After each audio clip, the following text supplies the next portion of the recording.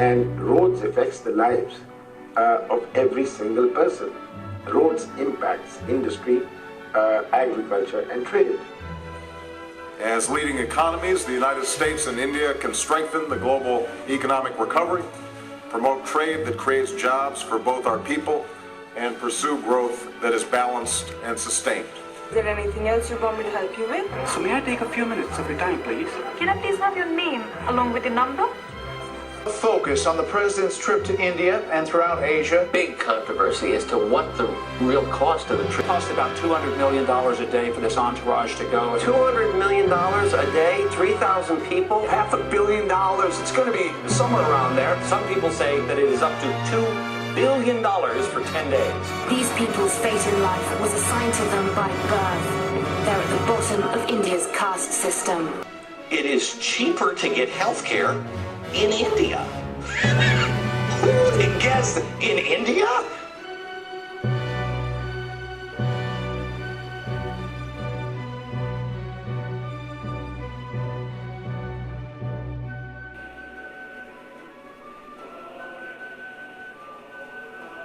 India's role in the world economy can be likened to that of an actor's role upon the stage.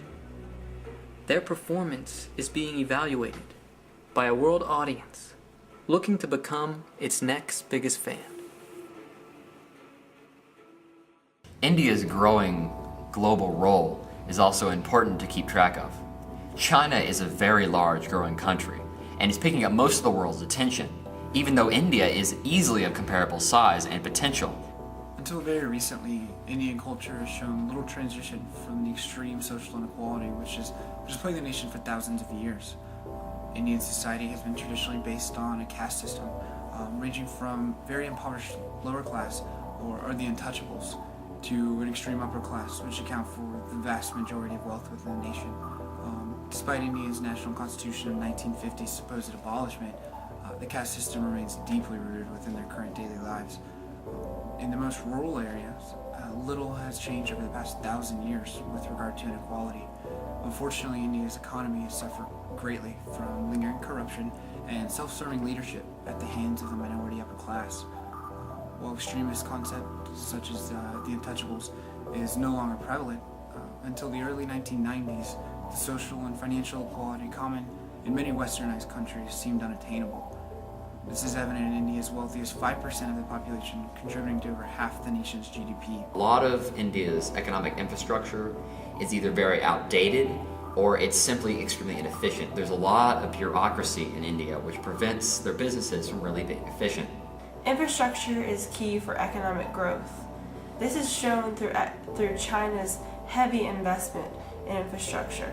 They invested 20% of their GDP to infrastructure, which led to a huge economic boom.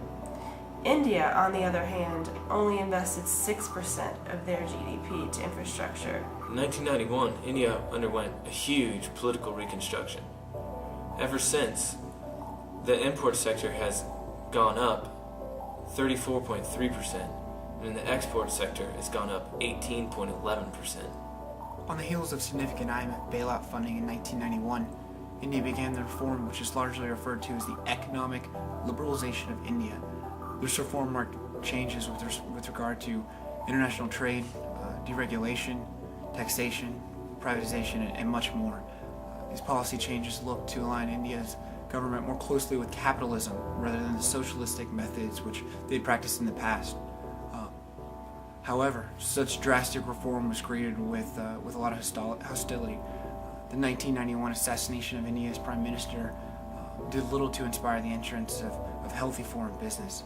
Despite tragic setbacks such as these, India's liberalization was spawning solid policy changes, which began to show results.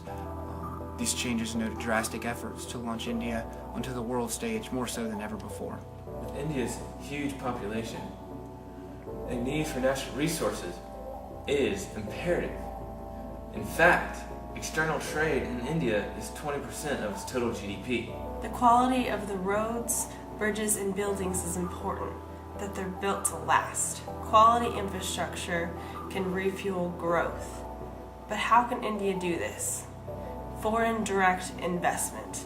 When India makes themselves more attractive to other nations, it brings in tons of money that they are able to use in their infrastructure to build growth. They can make themselves more attractive politically and economically to make other nations think that they are desirable to invest money in. Petroleum and precious stone production is the majority of its exports. India ranked 22nd last year in pure exports with $165 billion.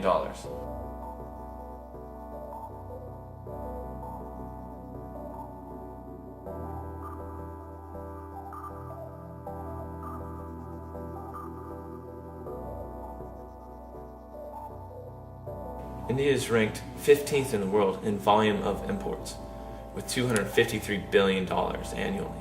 To attract more foreign investors, India should strive to increase openness to trade, reduce corruption, and better allocate funds. However, historically, India overpromises and underdelivers. As time goes on, further economic breakthroughs come in the form of more liberalized policy. Acts such as the Right to Information and the Right to Education are passed in the mid to late 2000s, while conditions remain less than favorable for large parts of India. With more rights and a heightened government accountability comes a growing middle class. Today, India boasts the 12th largest economy in terms of GDP, which is largely in part to the powerful global service industry that they've been growing. Business processing outsourcing is defined as the contracting of operations and responsibilities to a third party. The most well-known form is customer service outsourcing. Think of all the call centers you've heard about. Although it also includes accounting, finance, and even IT outsourcing.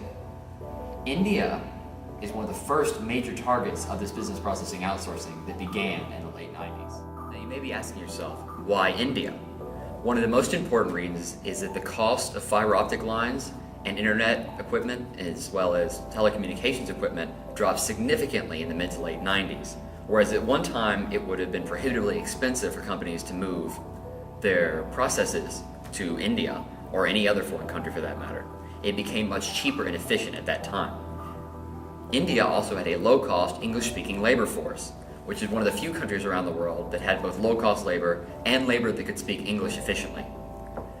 As well as the fact that businesses began to change their focus on keeping all their activities internal and began to realize the benefits and occasionally risk of transferring processes to other countries. This allowed them to focus on what's called core competencies, or things they do particularly well. Let's say a manufacturing firm focuses on manufacturing instead of customer service calls. This is even in addition to more, and that India's government began to open in the late 1980s, which allowed them to have a giant labor force ready for foreign investment. Businesses are always focused on ways to reduce costs. This may also mean that businesses choose to outsource some other departments. Even their accounting or finance departments may get moved off. Now, this could spark some backlash, particularly in America and Europe, which has been having a lot of interest in the low job growth rate or even the negative job growth rate. Outsourcing firms in India, however, are picking up jobs left and right, which is causing many people to be a little bit angry. When Obama went over to India a couple weeks ago, he at first began to express his desire that India not focus so much of their economy on the outsourcing from economies in Europe and America. But he also brought up an important point that Indian firms invest in American goods. They invest a lot of the money they earn in American stocks and bonds. India, in the long run, could theoretically be more exciting than China.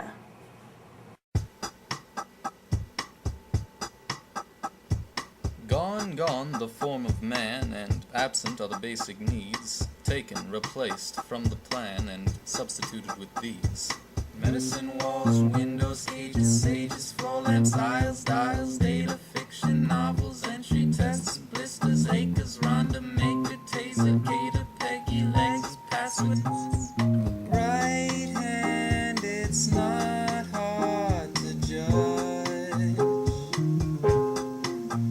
Just lift your hand and keep your eyes closed. Sit 'em down and hold your breath. Flip the switch, the power.